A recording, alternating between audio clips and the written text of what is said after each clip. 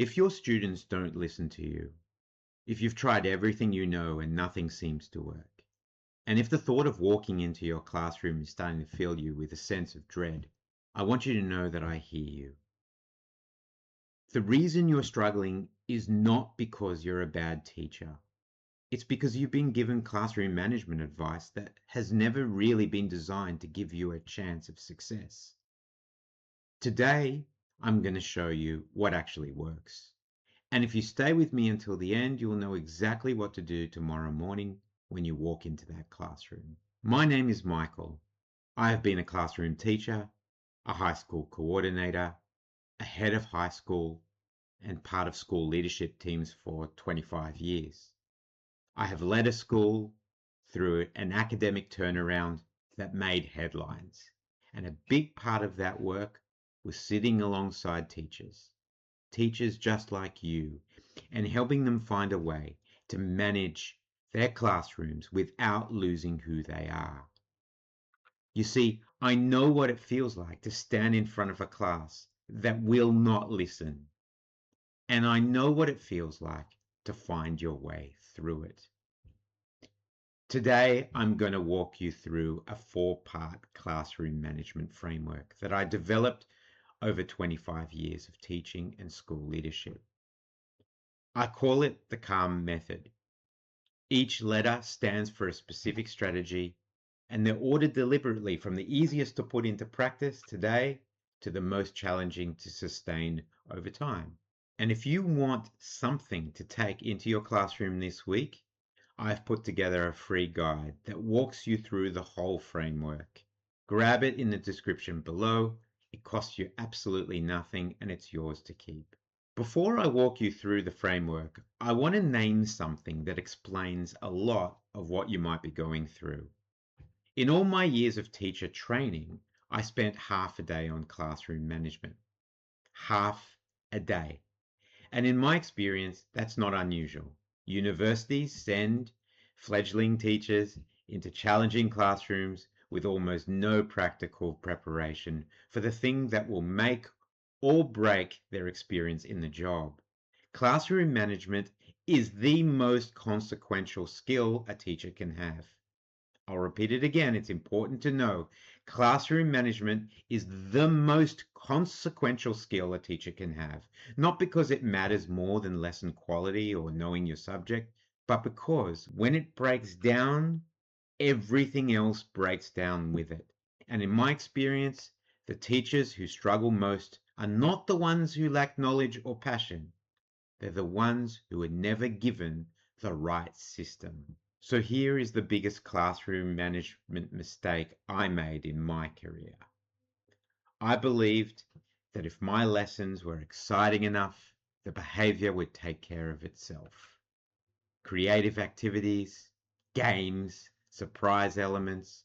If I could just keep students engaged, they would have no time to misbehave, right? In my experience, that turned out to be wrong. And not just slightly wrong. For many of my most difficult students, it was the opposite of what actually worked. You see, here is what I discovered. Many difficult students are not looking for excitement. In my experience, excitement can actually make them more anxious. Unpredictability makes them nervous, and when students feel nervous, they feel unsafe. And guess what? They act out. What those students were actually looking for was predictability. A room where they knew exactly what was expected of them every single day. I once had this experience with a class I taught for 2 consecutive years. The first year, I threw everything at them. High energy lessons, games, projects, creative surprises. And some of those kids proved just genuinely difficult, disruptive, resistant, exhausting. And things got bad enough that my principal pulled me aside one day. You see, she had walked past my classroom and heard me raising my voice at my students. I was devastated. I genuinely saw myself as a patient and caring teacher. but I had no system to fall back on when things just got too hard.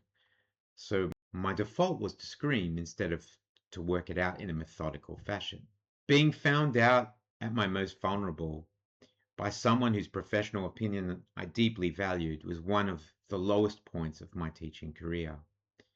The following year, I had the same class, same kids, but completely different approach. I stopped trying to excite them and I started giving them what they actually needed: predictability, routine, consistency. I made the classroom so predictable that I could have put a note on the board, left the room, and they would have known exactly what to do. The transformation in that classroom was significant, and everything else followed. Because when you stop spending your energy managing chaos, you get to actually teach. Let me show you something that will change how you think about classroom management. In every class you teach, there are what I call 3 types of students. First, there are the autonomous students. Self-directed, motivated. They'll do the work regardless of what's happening around them. They're not your classroom management challenge. Second, there are the challenging students. Every class has them, and in my experience, even the most naturally authoritative teachers find these kids hard work. They test everyone, but the third group determines everything. I call them the room readers. And this idea changed my entire approach to classroom management. Room readers are usually the majority of your class, and they can go either way. Think about it this way. Those same students, they walk into a football stadium and immediately start to cheer and make lots of noise and scream. Those same students, they walk into a library and within seconds, guess what? Completely quiet. They read the room. They look around and they match the energy of wherever they are. In your classroom, room readers are watching your challenging students like a hawk. If the challenging students are running the room readers follow. And suddenly a class that should be manageable has slipped away from you completely. But when you bring the challenging students with you, guess what? The room readers follow that instead. The whole dynamic of the class shifts, not because you've won over every difficult student, but because the students who were on the fence have chosen a side, and they chose your side. Room readers are the swing voters in your classroom, and the way you win them is not by focusing on them directly. I mean, that's the irony of it. You don't have to focus on them directly. It is by focusing on the challenging students first that you win the room readers. Most caring teachers instinctively spend their energy on, guess which type of student? The compliant students. Because those interactions feel really rewarding. They're the kids who listen to you.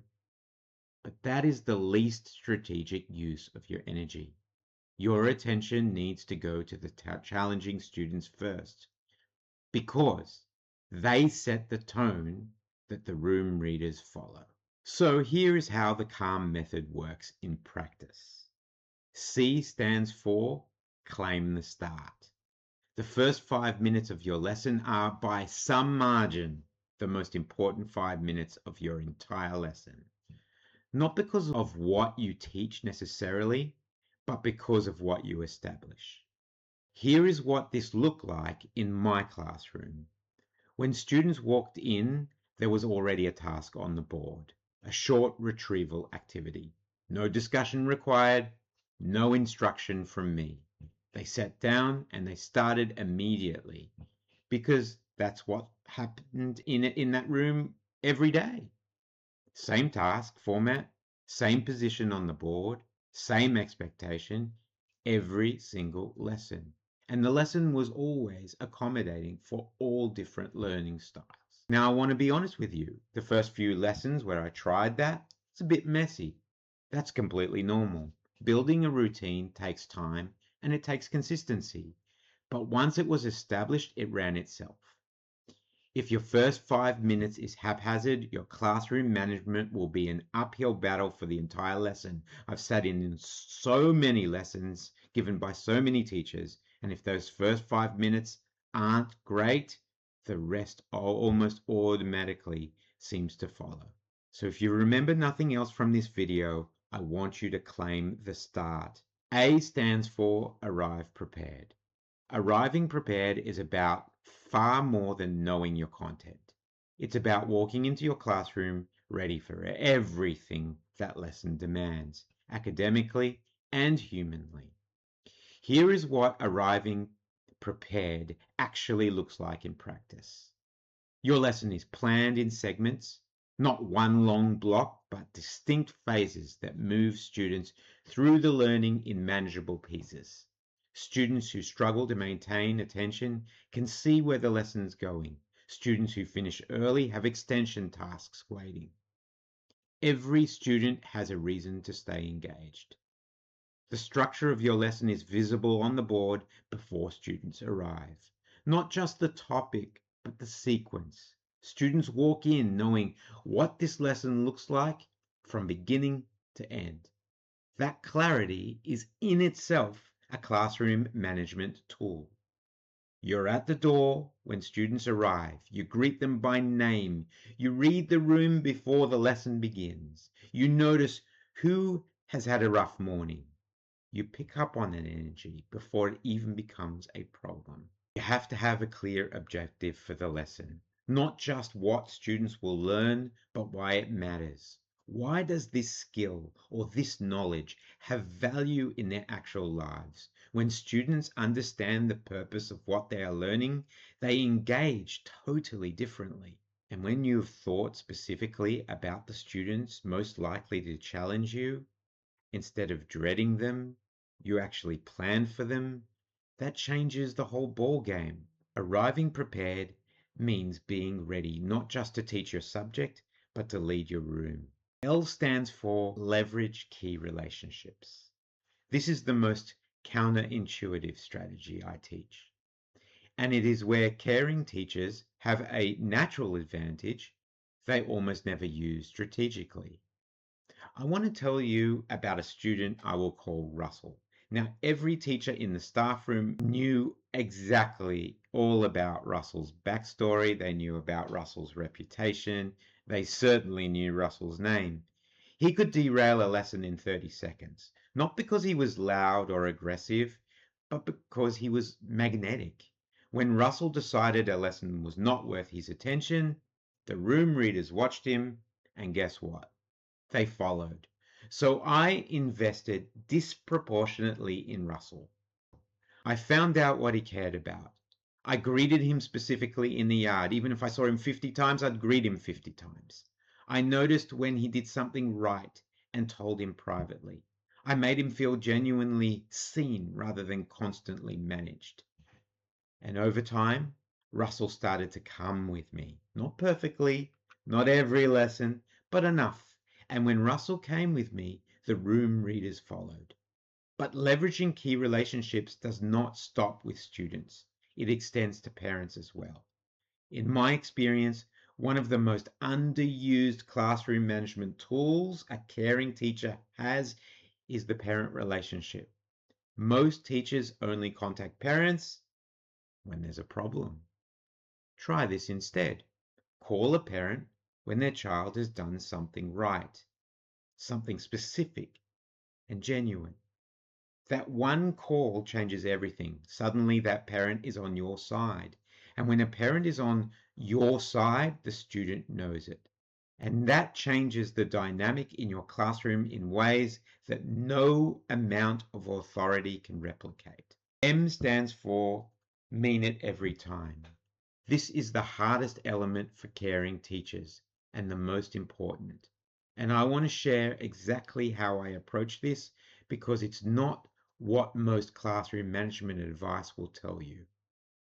When a student was off task, I did not warn them or threaten a consequence. I gave them a positive call to action. I told them specifically and calmly what I needed them to do, not what they were doing wrong, what I needed them to do instead. And I did this with genuine warmth because I meant it genuinely. If it happened a second time, I did the same thing again. Calm, specific, positive. But now the student knew this was the second time because in my classroom, students understood the protocol. 2 positive redirections, and on the third occasion, I would quietly approach them, not in front of the class, and simply let them know I needed to see them after the lesson. No theatrics, no public embarrassment, and no confrontation in front of their peers. After class, it was just the 2 of us. A brief, calm, one-on-one conversation. We talked about what happened. We talked about what they could do differently. We set a small goal together, and there was a minor consequence. Not punitive, but real. Delivered with complete consistency every single time, regardless of who the student was or what kind of day I was having. That consistency is what mean it every time actually stands for. Not harshness, not volume, not confrontation, just the absolute certainty that when I said something, I meant it every time without exception. And in my experience, students respond to that certainty more powerfully than they respond to any threat or punishment. Because certainty feels safe. And a classroom that feels safe is a classroom where learning can actually happen. Here is what happens when a caring teacher finally gets their classroom management right. The immediate change is in the room. Classes that were difficult before are now manageable. Students who were disruptive become cooperative. The first 5 minutes of every lesson starts to feel different. But what surprises most teachers I've worked with is what comes next. You stop feeling like you are performing an authority that does not belong to you. You stop feeling like you have to choose between being effective and being yourself. You stop dreading your classroom because the calm method does not ask you to become a different teacher. It gives you the teacher you already are, the system that you've never had at your disposal, a system that works with your warmth, your empathy, your genuine care for young people rather than against it. And when that clicks, you stop surviving your classroom, you start leading it. If quitting has crossed your mind, I want to say this directly. Do not quit because of classroom management. That is a solvable problem, and you now have a framework to start solving it. So please download the free Calm Method guide in the description below. Take it to your classroom and start with C, just the first 5 minutes. See what changes. Tell me in the comments what your biggest classroom management challenge is right now. I want to know. And the teacher reading the comments below you might be dealing with exactly the same thing. Subscribe for a new classroom management strategy every week. I am Michael, and I will see you next week.